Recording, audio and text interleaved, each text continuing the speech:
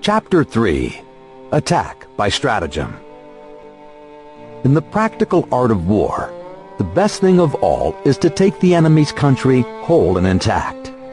To shatter and destroy it is not as good.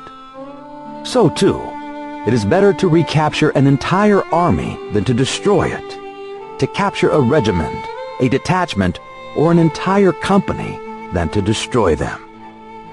Hence, to fight and conquer in all your battles is not supreme excellence. Supreme excellence consists in breaking the enemy's resistance without fighting.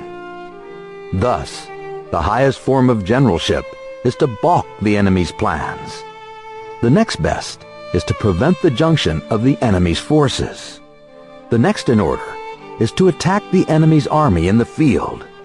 And the worst policy of all is to besiege walled cities. The rule is not to besiege walled cities if it can possibly be avoided.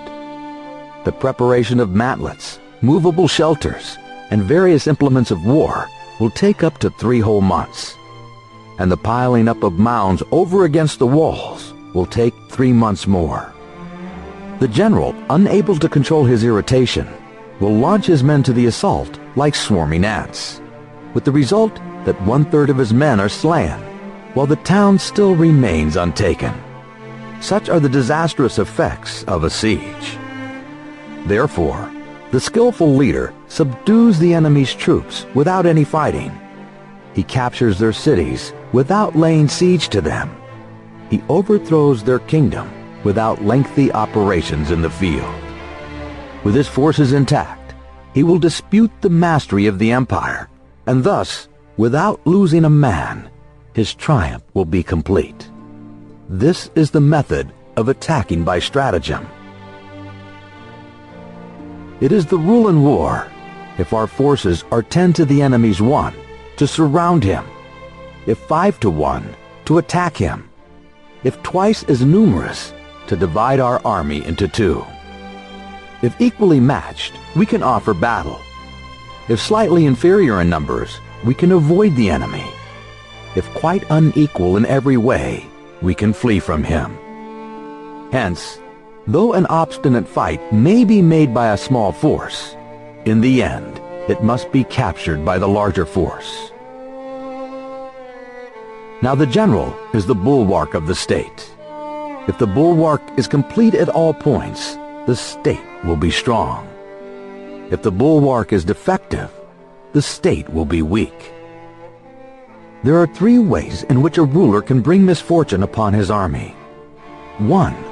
By commanding the army to advance or to retreat, being ignorant of the fact that it cannot obey.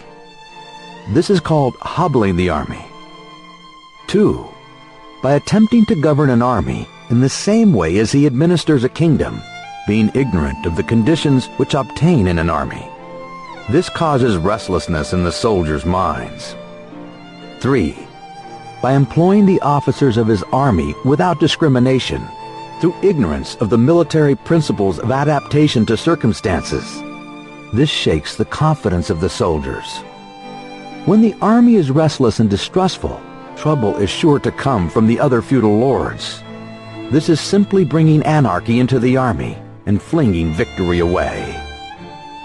Thus, we may know that there are 5 essentials for victory. 1. He will win who knows when to fight and when not to fight. 2. He will win who knows how to handle both superior and inferior forces. 3. He will win whose army is animated by the same spirit throughout all its ranks. 4. He will win who prepared himself, waits to take the enemy unprepared. 5. He will win who has military capacity and is not interfered with by the sovereign. Hence the saying, if you know the enemy and know yourself, you need not fear the result of 100 battles. If you know yourself but not the enemy, for every victory gained, you will also suffer a defeat. If you know neither the enemy nor yourself, you will succumb in every battle.